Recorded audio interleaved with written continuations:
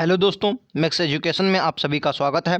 UP लेखपाल UP police के लिए हम लोग लगातार तैयारी में जुटे हैं और आज आपका जीके जीएस का बेहतरीन फिर से एक नया वीडियो लेकर आए हैं, जिसमें आज हम 8वें नंबर का वीडियो होगा। टॉप 25 क्वेश्चन होंगे बिल्कुल आपके सिलेबस के अनुसार। यूपी लेखपाल 19 जून हमारा टारगेट है और बेहतरीन से इन क्वेश्चनों को हम लोग करेंगे। बेहतरीन क्वेश्चन है जैसा कि आपके सिलेबस में आएंगे। चलिए, तो 25 में कितने आप सही करते हैं आप लोगों को लास्ट में हमें ज़रूर कमेंट बॉक्स में बताना है और अपना स्कोर ज़रूर लिखना है। 20 प्लस आपको ज़रूर इस वीडियो में करना है। बेहतरीन प्रश्न होंगे। आपका पहला क्वेश्चन आपके स्क्रीन पर ये रहा। राइट आंसर क्या है? बहुत बेहतरीन क्वेश्चन है। इस क्वेश्चन का राइट आंसर आपको देना है। क्या रहा है? निम्नलिखित में से किस राज्य में कर्क रेखा गुजरती है? बहुत नॉर्मल क्वेश्चन है। आपको दोस्तों पता है हमारे भारत में 8 राज्यों से कर्क रेखा होकर गुजरती है, जैसे गुजरात, राजस्थान, मध्य प्रदेश, ठीक है। फिर उधर से होकर त्रिपुरा, मिजोरम में आकर ये रेखा मिलती है, ठीक है। असम, नागालैंड, मणिपुर ये नहीं होंगे। राइट आंसर इस क्वेश्चन का मिजोरम होगा। ये क्वेश्चन आपको याद रखना है, ठीक है। तो राइट आंसर बी हो जाएगा, ठीक है। चलो अगले क्वेश्चन पर हम लोग चलते हैं। अगला क्वेश्चन आपकी स्क्रीन पर ये रहा। राइट आंसर क्या होगा? दूसरा क्वेश्चन बहुत बेहतरीन क्वेश्चन है।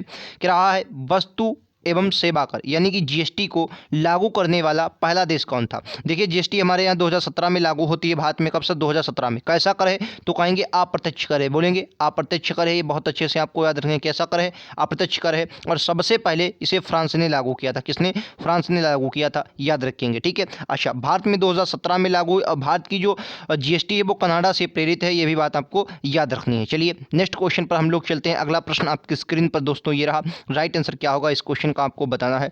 क्या भारतीय संविधान में स्वतंत्रता का सिद्धांत निम्नलिखित में से किस देश से लिया गया? यूके, जापान, फ्रांस या जर्मनी? स्वतंत्रता का सिद्धांत कहां से लिया गया? क्या होगा इस क्वेश्चन का राइट आंसर? आपको बताना है। तो राइट आंसर इस क्वेश्चन का क्या होगा? फ्रांस होगा, ठीक है। यूके की बात करें तो हमने विधि का शासन जो लिया है वो हमने यूके से लिया है, ठीक है। चलेंगे, याद रखेंगे विधि का शासन। जर्मनी से जो आपात उपबंध लगते हैं, आपात उपबंध की जो प्रक्रिया होती है, आपात उपबंध की प्रक्रिया जो ली है वो हमने कहाँ से? जर्मनी से ली है। ये बात आपको याद रखनी है। चलिए नेक्स्ट क्वेश्चन पर चलते हैं। अगला प्रश्न आपकी स्क्रीन पर ये रहा। तेरा सार्क का पहला सम्मेलन किस वर्ष हुआ था? बात करेंगे सार्क की तो आपको दक्षिण जिसे कहा जाता है, मुख्यालय काठमांडू में है। बहुत अच्छे से आपको पता होगा ये क्वेश्चन कहाँ पर है? काठमांडू में इसका मुख्यालय है। इसकी पहली बैठक आपको याद रखना 1985 में कहाँ होती है? कहेंगे सर ढाका में इसकी पहली बैठक हुई थी। 1985 में ढाका में पहली बैठक हुई थी, आपको याद रखना है। तो राइट आंसर 1985 होगा। पहली बैठक ढाका में हुई थी लेकिन इसका मुख्यालय काठमांडू, नेपाल, आपको याद रखना है। बेहतरीन क्वेश्चन। और दोस्तों अपना स्कोर जरूर गिनते जाएं। लास्ट में आपको बताना है आपने कितना स्कोर किया। अगला क्वेश्चन आपकी स्क्रीन पर ये रहा। राइट आंसर क्या होगा? कह रहा है उस पवित्र शहर का नाम बताइए जिसमें प्रथम एवं चतुर्थ जैन तीर्थंकर का जन्म हुआ। आपको दोस्तों जैन तीर्थंकर के बारे में मालूम होगा। 24 जैन तीर्थंकर हमें देखने को मिलते हैं, जिसमें 24वें महावीर स्वामी थे, ठीक है। अच्छा, इसमें से प्रथम जो थे वो ऋषभदेव थे। बहुत अच्छे से आपको याद रखें कौन से? ऋषभदेव थे। तो आपको बताना है प्रथम और चौथे जैन तीर्थंकरों के जन्म कहाँ हुआ? तो क्या बोलेंगे? अयोध्या में इनके जन्म हुए थे, याद रखेंगे। सी इस क्वेश्चन का दोस्तों बिल्कुल करेक्ट आंसर है। आपके एग्जाम के लिए मोस्ट इंपॉर्टेंट क्वेश्चन है। यहाँ से क्वेश्चन आपके एग्जाम में बनेगा तो आपको गलत नहीं करना है। ये प्रश्न ऐसे बनेंगे, ठीक है। और जैसे आपने अभी प्रीवियस क्वेश्चनों में देखा, आरओ का एग्जाम में क्वेश्चन आया था उनके एग्जाम में, आरओ में, कि भारत में कितने जो महाजनपद थे उनमें से कितने यूपी में स्थित हैं? तो क्या बोलेंगे? यूपी में उनमें से कितने स्थित है? तो 16 महाजनपदों में 8 जो हैं वो अपने यूपी में स्थित है। कितने? 8 ही अपने यूपी में स्थित है। ये प्रश्न आपको याद रखना है, आपके एग्जाम के लिए बहुत इंपॉर्टेंट है। ये ऐसा क्वेश्चन आपके एग्जाम में बन सकता है। अगला क्वेश्चन क्या है? स्टैटिक का बहुत ही बेहतरीन क्वेश्चन है। बंकापुर मयूर अभ्यारण्य किस राज्य में स्थित है? क्या बोलेंगे? मध्य प्रदेश में है, राजस्थान या महाराष्ट्र या कर्नाटक? बोलेंगे बंकापुर अभ्यारण्य कहाँ स्थित है? क्या बोलेंगे? इस क्वेश्चन का राइट आंसर क्या होगा? तो इस क्वेश्चन का राइट आंसर महाराष्ट्र होगा। क्या होगा? महाराष्ट्र, बंकापुर मयूर अभ्यारण्य। दोस्तों इस क्वेश्चन का राइट आंसर महाराष्ट्र नहीं होगा, आई एम सॉरी। इस क्वेश्चन का राइट आंसर कर्नाटक होगा। क्या होगा? कर्नाटक, यानी कि डी इस क्वेश्चन का बिल्कुल करेक्ट आंसर है। महाराष्ट्र नहीं होगा। जो बंकापुर मयूर अभ्यारण्य है ये आपका कर्नाटक में स्थित है। तो आपको याद रखना डी इस क्वेश्चन का राइट आंसर होगा। नेक्स्ट क्वेश्चन आपकी स्क्रीन पर ही रहा। ट्रैक्टर बॉल निम्नलिखित में से कौन सा डिवाइस है? कंप्यूटर के 2 से 3 प्रश्न आपको एग्जाम में 25 क्वेश्चनों में से लेखपाल में जरूर देखने को मिलेंगे और ऐसे यूपी पुलिस में, ठीक है। ट्रैक्टर बॉल निम्नलिखित में से कौन सा डिवाइस है? Input device, touch pad, output device या बारकोड रीडर? तो क्या बोलेंगे? इनपुट डिवाइस है आपका। ट्रैक बॉल कैसा डिवाइस है? इनपुट डिवाइस है। ए इस क्वेश्चन का राइट आंसर है, आपको भूलना नहीं है। नेक्स्ट क्वेश्चन आपकी स्क्रीन पर ये रहा। क्या वर्ल्ड वाइड वेब का आविष्कार किस वर्ष किया गया था? दोस्तों बहुत अच्छे से आपको याद रखना, वर्ल्ड वाइड वेब का जो आविष्कार किया था वो टिम बर्नर ली ने किया था। किसने? बोलेंगे टिम वर्नर ली ने किया था। किसने? टिम वर्नर ली ने ये आविष्कार किया था। याद रखेंगे, आपके एग्जाम के लिए बहुत इंपॉर्टेंट है। और 1989 में, ठीक है, 1989 में वर्ल्ड वाइड वेब का आविष्कार हुआ था, आपको याद रखना है, जिसे WWW कहते हैं। क्या बोलेंगे? WWW, ट्रिपल डब्ल्यू, ठीक है। चलिए नेक्स्ट क्वेश्चन आपकी स्क्रीन पर ये रहा। राइट आंसर क्या है? कि रतौंधी का कारण क्या होता है? बोलेंगे रतौंधी का कौन सा विटामिन कारण होता है? विटामिन के, विटामिन ए, विटामिन सी या विटामिन 12? तो क्या बोलेंगे? Vitamin A. विटामिन ए जो होता है वो रतौंधी का मुख्य कारण होता है। विटामिन ए की कमी से क्या होता है? रतौंधी होती है। तो विटामिन ए इस क्वेश्चन का राइट आंसर होगा, यानी कि ऑप्शन नंबर बी होगा, ठीक है। चलो नेक्स्ट क्वेश्चन पर हम लोग चलते हैं। चलिए अगले क्वेश्चन पर चलें। अगला क्वेश्चन आपकी स्क्रीन पर ये रहा। क्या द्रोणाचार्य पुरस्कार कब स्थापित किए गए थे? वेरी इंपॉर्टेंट क्वेश्चन है, यहाँ से एग्जाम में क्वेश्चन बनेगा। द्रोणाचार्य पुरस्कार कब स्थापित किया गया था? 1978, 1985, 1997 या 1991? तो राइट आंसर क्या होगा इस क्वेश्चन का? मैं आपको बता देता हूँ। इस क्वेश्चन का राइट आंसर 1985 होगा। 1985 में द्रोणाचार्य पुरस्कार स्थापित किया गया था। आपको बहुत अच्छे से याद रखना भी इस क्वेश्चन का बिल्कुल करेक्ट आंसर होगा, जो आपके एग्जाम के लिए 110% करेक्ट है। चलो नेक्स्ट क्वेश्चन आपकी स्क्रीन पर ये रहा। क्या निम्नलिखित में से कौन सी कंपनी महारत्न कंपनी? देखिए कंपनियां, महारत्न कंपनियां आपने सुना होगा और नवरत्न कंपनियां सुना होगा। तो नवरत्न कंपनी आपसे पूछेगी कौन सी नवरत्न कंपनी है, ठीक है। आपको बताना है, मैं आपको छोटा करके दिखाता हूं कि निम्नलिखित में से कौन सी नवरत्न कंपनी है। मैं आपको बता देता हूं 16 वर्तमान में आपको नवरत्न कंपनियां देखने को मिलेंगी, जिनमें एक इंजीनियर इंडिया लिमिटेड है, ठीक है। इंजीनियर्स इंडिया लिमिटेड है जो नवरत्न कंपनी के रूप में आती है। कोल इंडिया लिमिटेड ये आपकी महारत्न कंपनी के अंतर्गत आती है। चलो नेक्स्ट क्वेश्चन पर हम लोग चलते हैं। अगला प्रश्न आपकी स्क्रीन पर ये रहा कि रहा है 1923 में झंडा सत्याग्रह किस शहर में आयोजित किया गया था? वेरी इंपॉर्टेंट क्वेश्चन है। 1923 में झंडा सत्याग्रह किस शहर में आयोजित किया गया था? बॉम्बे, नागपुर, कलकत्ता या अहमदाबाद? तो क्या बोलेंगे इस क्वेश्चन का राइट आंसर? नागपुर होगा। नागपुर में 1923 में, कब बोलेंगे? 1923 में नागपुर में झंडा सत्याग्रह स्टार्ट किया गया था, आयोजित किया गया था, आपको याद रखना। तो बी इस क्वेश्चन का दोस्तों बिल्कुल करेक्ट आंसर होगा। चलिए एक और क्वेश्चन देखते हैं। अगला प्रश्न आपके स्क्रीन पर राइट आंसर क्या होगा? क्या भारतीय संविधान का कौन सा अनुच्छेद, बोलेंगे भारतीय संविधान का कौन सा अनुच्छेद प्रत्येक भारतीय राज्य में एक राज्यपाल होगा ये कहता है? 152, 153, 151 या 154? तो इस क्वेश्चन का राइट आंसर क्या होगा? प्रत्येक भारतीय राज्य में एक राज्यपाल होगा। इस क्वेश्चन का राइट आंसर क्या होगा? तो राइट आंसर क्या होगा आपको बताना है। इस क्वेश्चन का राइट आंसर क्या है? चलिए इस क्वेश्चन का राइट आंसर क्या होगा? चलिए इस क्वेश्चन का राइट आंसर 153, आर्टिकल 153 में आपको याद रखना है। भारतीय राज्य में एक राज्यपाल की चर्चा आर्टिकल 153 में की गई है। ये बात बहुत अच्छे से आपको याद रखनी है। तो बी इस क्वेश्चन का बिल्कुल करेक्ट आंसर है। चलो नेक्स्ट क्वेश्चन आपकी स्क्रीन पर ये रहा। राइट आंसर क्या है? कह रहा है चिकन कढ़ाई के लिए निम्नलिखित में से कौन सा स्थान प्रसिद्ध है? बोलेंगे चिकन कढ़ाई के लिए।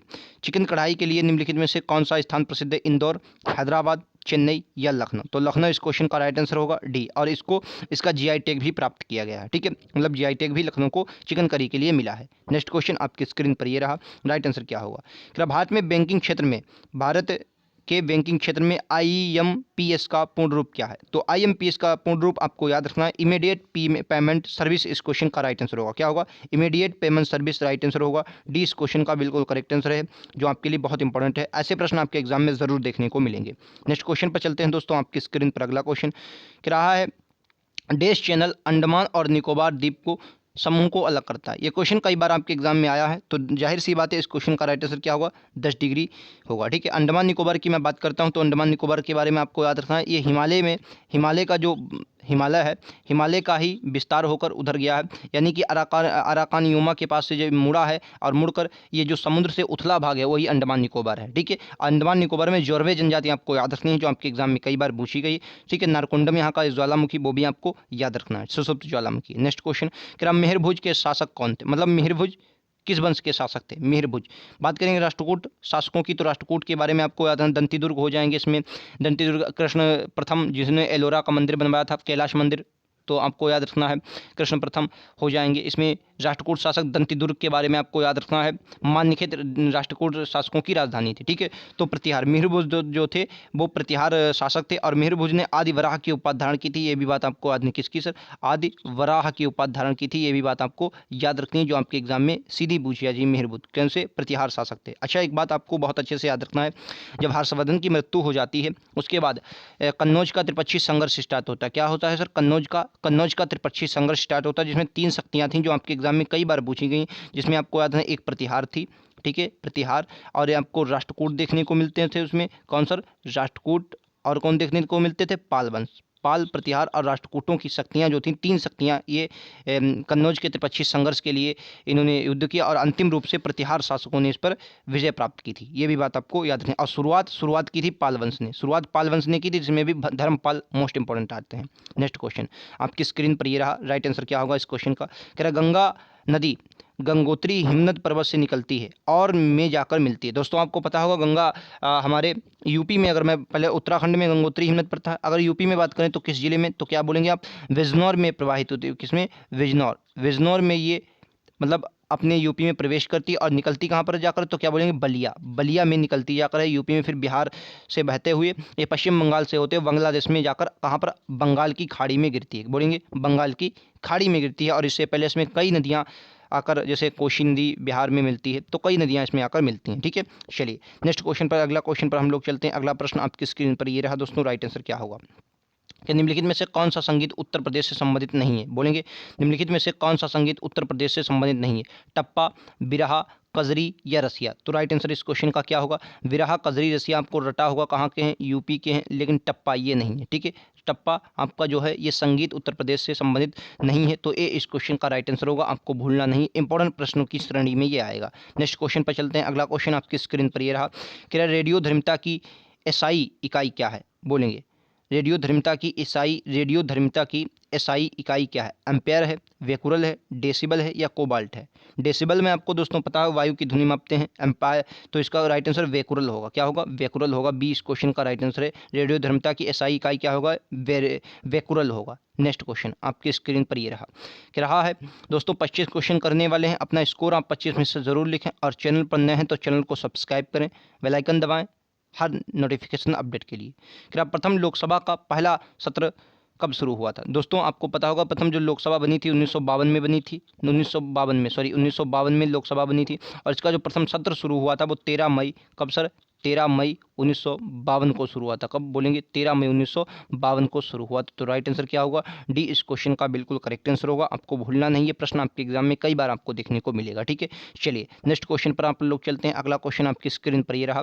क्या श्रीलंका की सबसे ऊंची चोटी कौन सी? देखिए जो आपके पड़ोसी राज्य हैं, जैसे बांग्लादेश हो गया, पाकिस्तान हो गया, अफगानिस्तान हो गया और इधर आपका भूटान हो गया, नेपाल हो गया, इनकी आपको सर्वोच्च चोटियाँ ज़रूर याद रखनी है, क्योंकि एग्जामिनर इनसे सर्वोच्च चोटियाँ हो गई, म्यांमार वगैरह इनकी नदियाँ हो गई, इनसे क्वेश्चन आपको बनते हैं एग्जाम में। ठीक है, तो क्या बोला? श्रीलंका की सबसे ऊंची चोटी कौन सी है? तो क्या बोलेंगे? श्रीलंका की सबसे ऊंची चोटी माउंट पेड्रो है। कौन सी सर? माउंट पेड्रो श्रीलंका की सबसे ऊंची चोटी है। और इस वक्त श्रीलंका चर्चा में भी है, क्योंकि आपातकाल इसमें घोषित हुआ है, खाद्य आपात, तो आपको इसके बारे में जरूर पढ़ना है। ठीक है, तो राइट आंसर क्या होगा? सी इस क्वेश्चन का बिल्कुल करेक्ट आंसर होगा। चलिए नेक्स्ट क्वेश्चन पर हम लोग चलते हैं। अगला प्रश्न आपकी स्क्रीन पर ये रहा कि रहा है भूमि सुधार कानून बनाने की शक्ति किसके पास होती है? ठीक है, भूमि सुधार कानून बनाने की शक्ति किसके पास होती है? तो क्या बोलेंगे?